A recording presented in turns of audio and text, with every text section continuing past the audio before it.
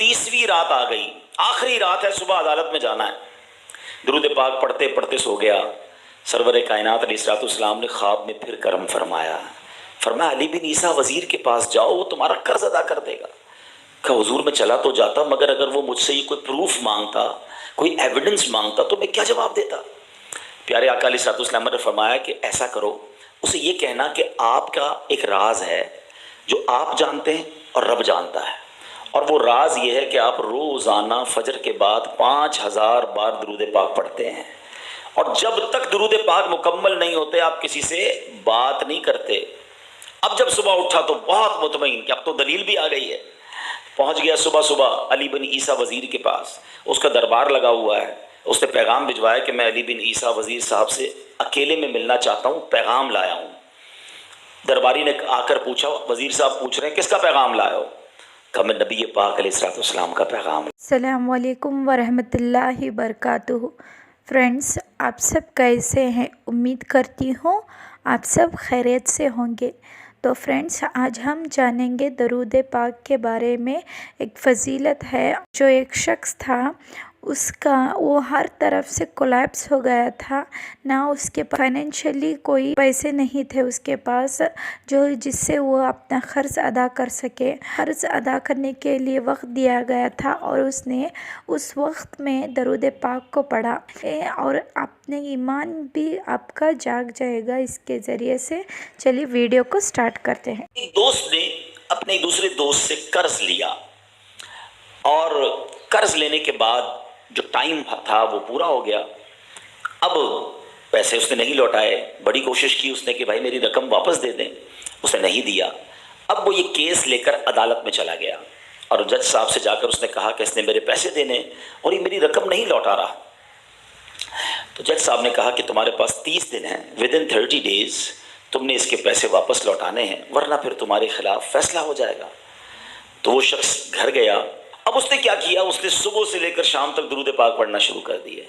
1 دن، 2 دن، 3 دن، 27 دن ہو گئے۔ تو درود پڑھتا رہا اور انتظار کرتا رہا، پیسے تو تھے نہیں، 30ویں دن عدالت میں پیش ہونا تھا۔ 27 دن گزر گئے، 28ویں رات آ گئی۔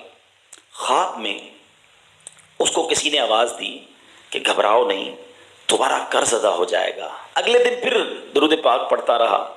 اب نبی پاک کی خواب میں زیارت ہوئی، آقا علیہ الصلوۃ والسلام تشریف لائے، فرمایا گھبراؤ نہیں، تمہارا قرض ادا ہو جائے گا، تم علی بن عیسیٰ وزیر کے پاس جاؤ اور اس سے کہو وہ تمہارا قرض ادا کر دے گا۔ اب جب صبح اٹھا تو بہت خوش کہ نبی پاک کی زیارت مجھے ہو گئی، لیکن پھر خیال آیا کہ میں اگر وزیر صاحب کے پاس گیا اور انہوں نے مجھ سے کوئی ایویڈنس مانگ لیا، کوئی پروف مانگا، کہ میں کیسے مان لوں تمہیں نبی پاک نے بھیجا ہے؟ تو اس بات پر تو میرے پاس کوئی دلیل نہیں ہے۔ اب 30ویں رات آ گئی، آخری رات ہے، صبح عدالت میں جانا ہے۔ درود پاک پڑھتے پڑھتے سو گیا۔ سرور کائنات علیہ الصلوۃ والسلام نے خواب میں پھر کرم فرمایا، فرمایا علی بن عیسیٰ وزیر کے پاس جاؤ، وہ تمہارا قرض ادا کر دے گا۔ کہ حضور میں چلا تو جاتا، مگر اگر وہ مجھ سے یہ کوئی پروف مانگتا، کوئی ایویڈنس مانگتا تو میں کیا جواب دیتا؟ پیارے آقا علیہ الصلوۃ والسلام نے فرمایا کہ ایسا کرو، اسے یہ کہنا کہ آپ کا ایک راز ہے جو آپ جانتے ہیں اور رب جانتا ہے، اور وہ راز یہ ہے کہ آپ روزانہ فجر کے بعد 5000 بار درود پاک پڑھتے ہیں، اور جب تک درود پاک مکمل نہیں ہوتے آپ کسی سے بات نہیں کرتے۔ اب جب صبح اٹھا تو بہت مطمئن کہ اب تو دلیل بھی آ گئی ہے، پہنچ گیا صبح صبح علی بن عیسیٰ وزیر کے پاس، اس کا دربار لگا ہوا ہے۔ اس نے پیغام بھجوایا کہ میں علی بن عیسیٰ وزیر صاحب سے اکیلے میں ملنا چاہتا ہوں، پیغام لایا ہوں۔ درباری نے آ کر پوچھا، وزیر صاحب پوچھ رہے ہیں کس کا پیغام لائے ہو؟ کہا میں نبی پاک علیہ الصلوۃ والسلام کا پیغام لایا ہوں۔ فوراً وزیر صاحب نے بلا لیا، کہا فرمائیے۔ کہ مجھے میرے آقا علیہ الصلوۃ والسلام نے کہا ہے کہ آپ میرا قرض ادا کر دیں، میں 3000 دینار کا مقروض ہوں، today is the last day in the court, آج مجھے کورٹ میں پیش ہونا ہے، اگر آج میں نے اپنا قرض ادا نہ کیا تو مجھے جو ہے وہ سزا ہو سکتی ہے۔ علی بن عیسیٰ کہتا ہے میں بالکل آپ کا قرض تو ادا کر سکتا ہوں، مگر مجھے کیسے پتہ چلے، کوئی دلیل ہے، کوئی پروف ہے کہ آپ کو نبی پاک علیہ الصلوۃ والسلام نے بھیجا ہے؟ کہتا ہے ہاں، خالی ہاتھ نہیں آیا، آقا نے دلیل بھی عطا فرمائی ہے۔ اچھا بتائیے کیا دلیل ہے؟ کا دلیل یہ ہے کہ آپ کا ایک راز ہے جو صرف آپ جانتے ہیں اور آپ کا رب جانتا ہے۔ 5000 ٹائمز ڈیلی آپ درود پاک پڑھتے ہیں فجر کے بعد، اور جب تک یہ درود پورے نہیں ہوتے آپ کسی سے بات نہیں کرتے۔ آپ ذرا پہلے تھوڑی دیر کے لیے امیجن کریں کہ جو وزیر 5000 بار روز درود پڑھتا ہوگا وہ عاشق رسول کیسا ہوگا. اس کی تو لاٹری نکل آئی نا, وہ تو خوشی سے جھوم اٹھا, کہتا مرحبا یا رسول اللہ, میرے درود پاک قبول ہو گئے, بہت خوش. اب ابھی بیٹھے آپ, کمرے میں گیا, واپس آیا اور 3000 نہیں 9000 دینار لے کر آیا. کہتا 3000 تو نبی پاک کا حکم, مرحبا یا رسول اللہ, 3000 اور لیجیے, آپ نے اتنی اچھی خبر مجھے سنائی, اتنا پیارا خواب سنایا, آپ کے قدم میرے گھر تک آئے, اور 3000 مزید لے جائیے, اس سے اپنے بچوں کے لیے کوئی کاروبار شروع کیجیے, اور ایک وعدہ بھی کیجیے, زندگی میں آئندہ جب بھی آپ کو کوئی ضرورت پڑے گی نا, آپ میرے پاس آئیں گے, میں آپ کا بھائی ہوں. اب یہ دیوانہ بڑا خوش ہو کر عدالت پہنچا. اچھا, everybody expecting over there, سب یہ سوچ رہے تھے کہ یہ اس نے آج گرفتار ہی ہونا ہے, کیونکہ تھا ہی کچھ نہیں اس کے پاس, پہلے ہی کہہ دیا تھا کہ میں کولیپس ہو گیا ہوں. اب عدالت میں جاتے ہی اس نے 3000 دینار جج صاحب کو دے دی کہ صاحب اس کا میرا قرضہ ادا کر دیں, میں جو ہے وہ اپنے قرضے سے بری ہونا چاہتا ہوں. جج صاحب ہوتے ہیں, انہوں نے کہا قرضہ تو ادا کر دیں گے, پہلے بتاؤ پیسے لائے کدھر سے ہو, تم تو کہتے تھے پیسے نہیں تھے تمہارے پاس, اتنی بڑی رقم کیسے انتظام کی.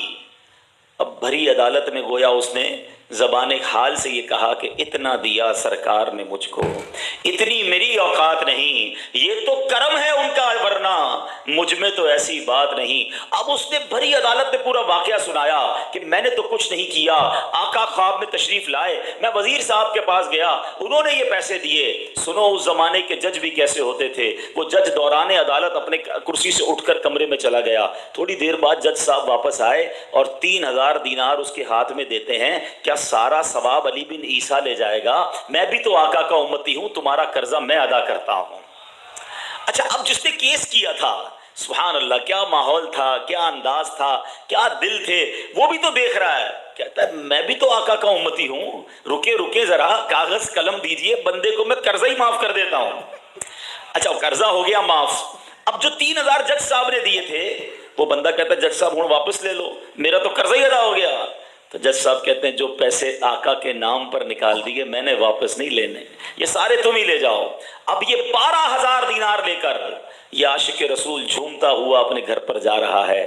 اے میرے پیارے اسلامی بھائیوں, ایک رات پہلے ایک سنگل پینی اس کے پاس نہیں ہے, اور اگلے دن 12000 دینار ہیں. درود پاک وہ وظیفہ ہے جو دل سے پڑھا جائے تو سبحان اللہ یہ مصیبتوں کو ٹالنے والا وظیفہ ہے, یہ پریشانیوں کو دور کرنے والا وظیفہ ہے. اور یہ میں نہیں کہہ رہا, خود سرور کائنات علیہ الصلوۃ والسلام کی حدیث ہے جس کا مضمون ہے کہ جو پریشانیوں میں ہو, جو مصیبتوں میں ہو, اس کو چاہیے کہ مجھ پر درود پڑھے, کہ درود پریشانیوں کو لے جاتا ہے, مصیبتوں کو لے جاتا ہے. ایک شاعر نے کیا خوب لکھا ہے, اور واقعی حق لکھا ہے, ہر درد کی دوا ہے صلی علی محمد, ہر درد کی دوا ہے صلی علی محمد, تعویذ ہر بلا ہے صلی علی محمد. تو ہمیں چاہیے, خاص طور پہ ربیع الاول کا مہینہ ہے, کثرت سے درود پاک پڑھیں. ماشاء اللہ, بے شک میرے رب اور میرے اللہ کی کرم بہت بڑی ہے اور اس کی قدرت بھی بہت بڑی ہے. اللہ تعالیٰ چاہے تو کچھ بھی کر سکتا ہے, بس اللہ ہمارا انتظار کرتا ہے کہ کب میرا بندہ مجھ سے پکارے گا, مجھ سے پوچھے گا.